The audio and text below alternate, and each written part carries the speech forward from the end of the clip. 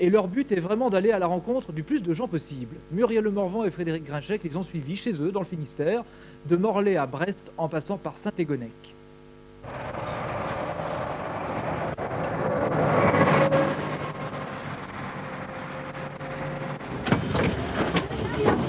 L'eau qui vers Saint-Égonnec, personne ne descend. Nous allons embarquer les voyageurs en direction Saint-Égonnec. Saint-Égonnec. Votre billet, s'il vous plaît. On dit merci. Le billet. Merci. Vous prenez à droite, c'est ça? Madame, le chauffeur, il fait ce qu'il veut. Ouais, non, mais moi je vais le suivre alors. Vous voulez suivre qui, le chauffeur? On l'appelle le bus des crêtes. À l'heure de l'apéro, cet équipage galonné 2e degré fait du ramassage festif sur les confins des Monts d'Arrée. Destination Saint-Égonnec, qui après Locquenolé, Plougonvin, Saint-Martin-des-Champs et Lanmeur, accueille les artistes de rue sur la place du village. À l'initiative de Sommet des Arts de la Rue dans les communes rurales du pays de Morlaix, l'équipe du Fourneau, qui comme toujours a mijoté un menu à la fois appétissant et surprenant à la sauce délirante. On les applaudit plus fort, s'il vous plaît, ils viennent de très très loin. Et comme il se doit, ça commence à 1h Fourneau, 21h03, par la coupure du ruban. Heureusement, monsieur le député a de bonnes dents. L'art de la rue se veut universel. Enfin, en tout cas, on a beaucoup de plaisir à voir cette démarche qui est un petit peu inverse à celle qu'on attribue habituellement au théâtre de rue, très associée à l'urbain, donc à la friche, cette expression un peu post-industrielle. On a plaisir à faire ce parcours inverse, porter le spectacle là où a priori il n'est pas.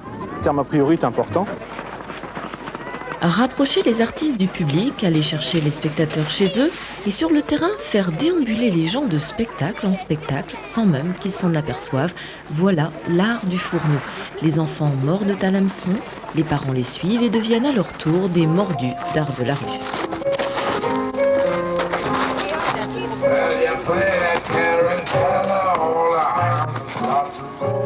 L'esprit de la rue est un peu libertaire, spectacle gratuit pour tous, alors il faut bien que quelqu'un paye. Convaincre les collectivités de financer la diffusion, donner aux artistes les moyens de créer et les occasions de montrer, voilà le travail du Fourneau, première scène conventionnée pour les arts de la rue en France. Imaginez l'assaisonnement, ces rituels piquants qui nous redonnent des yeux d'enfant, c'est la manière pour les fondus d'équipe d'assouvir leur passion. Mais le jour de la fête, discrétion. Noyés dans la foule, ils s'imprègnent des sensations du public, surveillent ses réactions pour aider les artistes dans leur tentative de séduction. Il faut les séduire et les intriguer dans la rue, puisque dans la rue, ils peuvent zapper. Il peut y avoir n'importe quoi qui se passe à côté. Un accident, une jolie fille qui passe. Donc il faut sans arrêt les accrocher par quelque chose de très fort. À Saint-Égonnec, comme dans les autres communes du pays de Morlaix, le Mai des Arts de la Rue a réussi son opération de séduction. Les nouveaux fans sont aussi mordus qu'inattendus. Oh, super. Mais on a été partout, Ah, vous avez été dans toutes les petites communes? Oui, partout. Nous, on suit tout. On ira aux Arts dans la rue à Morlaix. Oui. Voilà. Allez. Voilà. 25 juillet, 19h33, Morlaix fait tonner les 3 coups du phare. La spécialité pâtissière bretonne engloutie vive le festival des arts de la rue, tous les mercredis soirs de l'été à l'heure du souper. La vieille ville que l'on dit assoupie, voire déprimée, prend chaque semaine un coup de jeûne et fait la nique aux observateurs économiques. La municipalité joue le jeu et le Fourneau se charge de mettre en scène ce magnifique terrain de jeu. Avec ses ruelles pavées, ses placettes cachées, la petite cité médiévale se prête merveilleusement à la déambulation joyeuse ou poétique et à la divagation de l'imagination. Lâchez rien, Mario!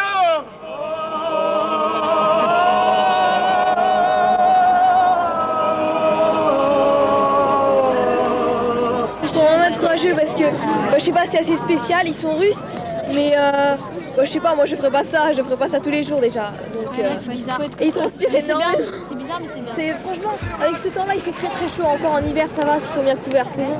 Mais là, il fait très chaud, là, en bas, ils ont vraiment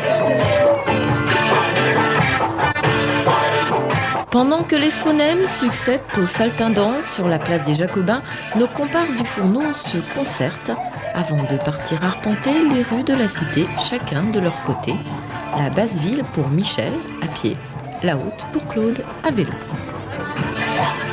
On fait circuler les gens, on fait circuler le public, les artistes, les œuvres, comme les saltimbanques, ça bouge. Donc on a redonné la ville aux Morlaisiens, et on a vu assez rapidement toutes les générations se mélanger dans cette rue. Et donc ouais, c'est vrai qu'à 19h33, il y a une ville qui chasse l'autre. C'est elle qui était bourrée.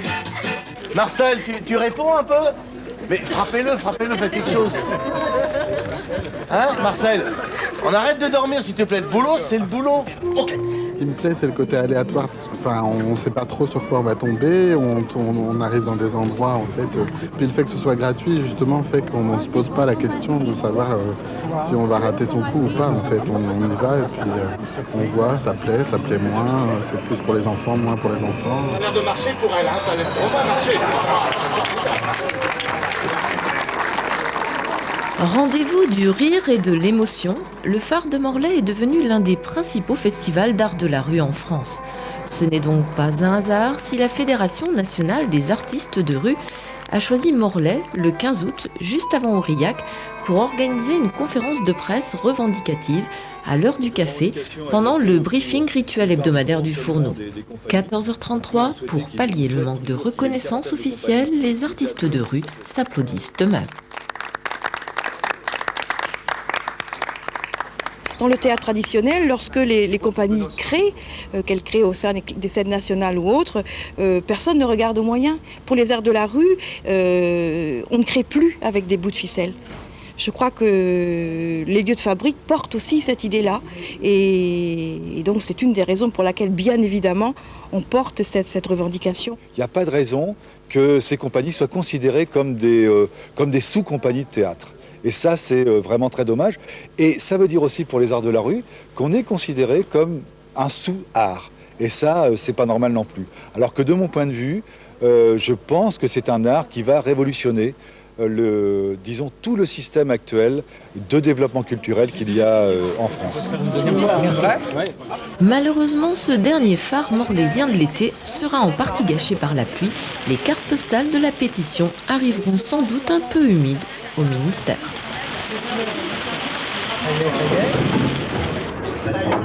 Le lendemain, jeudi 16 août, le soleil est revenu sur la pointe de la Bretagne et l'équipe du Fourneau qui vient de passer l'été à Morlaix réintègre son nid, ce hangar du port de commerce de Brest, ce lieu de fabrique, comme on l'appelle dans le jargon des artistes de rue. La plupart des troupes françaises ont été accueillies ici, en création résidente. Aujourd'hui, une des plus connues, la compagnie Opposito est justement là, pour les derniers repérages, les dernières mises au point avant son spectacle du soir, les trottoirs de Jobourg. Cet espace de répétition idéal entre la ville haute, où l'on ne se dit pas bonjour, et la ville basse, ouvrière, ouverte sur le monde, c'est l'ancien parc à chênes du port de Brest, un terrain devenu vague que le Fourneau a investi naturellement quand il a emménagé dans l'ancien magasin à grains qui le jouxte. Magasin à grains, joyeuse coïncidence quand on sait que le premier nom de l'association était Grains de Folie. Et Fourneau alors, pourquoi Fourneau? Pour les Curillons, nos grands-pères travaillaient à la pyrotechnie de Saint-Nicolas. Et donc ils revenaient tous les soirs à la maison avec des histoires entendues au fourneau. Alors on avait 4-5 ans, chacun imaginait ce que c'était que ce fourneau, qu'est-ce qu'on y faisait, qui est-ce qu'on brûlait. Et le fourneau était en vérité le nom donc, de la cantine.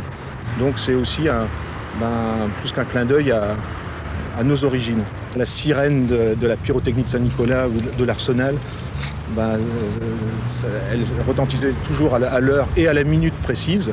Donc c'est pour ça que nos horaires, des clins d'œil, c'est souvent ce qui rythmait finalement la vie de la ville.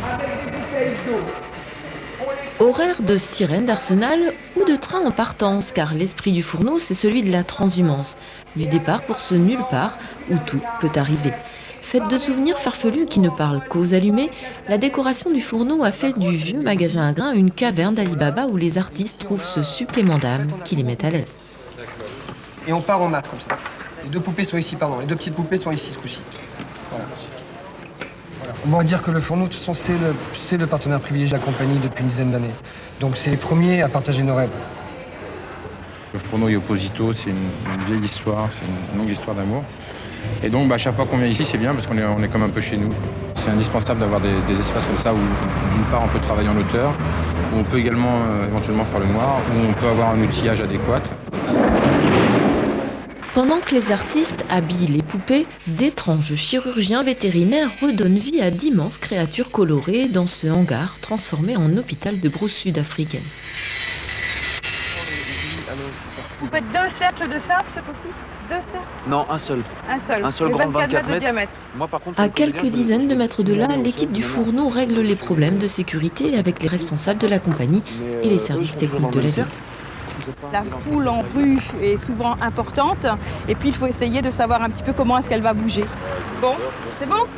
En fait, l'espace public est utilisé comme une véritable scène de théâtre avec des entrées, des sorties, des accessoires en coulisses. Tous les endroits sont très distants, donc il faut que toute l'équipe de régie soit extrêmement précise pour que tout se passe comme prévu. Les 2 points qui sont cruciaux. Concertation pratique entre Claude et l'un des bénévoles de l'association, un de ces allumés courageux sans qui rien ne pourrait se faire, un de ces semeurs de grains de folie qui croient en un 3e millénaire imaginaire. En ce moment, je regarde la porte. Tout à l'heure, j'irai aux cuisines. Après, j'assisterai au spectacle. Je ferai la sécu. Ensuite, aux cuisines, reporte. Et voilà, et c'est un bonheur chaque fois. Au Fourneau, il y a des bénévoles et des permanents, et puis il y a bénévole permanent, Ifik, un ancien docker, voyageur en destination à qui Claude a proposé un jour de devenir gardien du Fourneau. Dans mon errance, il m'a mis à l'intérieur, avec l'accord évidemment de Michel Bosseur, intégré dans leur grain de folie. Et donc, ça m'a rappelé aussi mes temps que j'étais afficheur chez Pinder. Dépêche-toi d'arroser ta vigne, Ifik, car tant que gardien du temps, tu devrais savoir que le compte à rebours a commencé. Mais chut, séance maquillage, séquence concentration. Séance habillage, séquence admiration. Dehors, on entend la foule qui grouille déjà. Grouillez-vous les gars.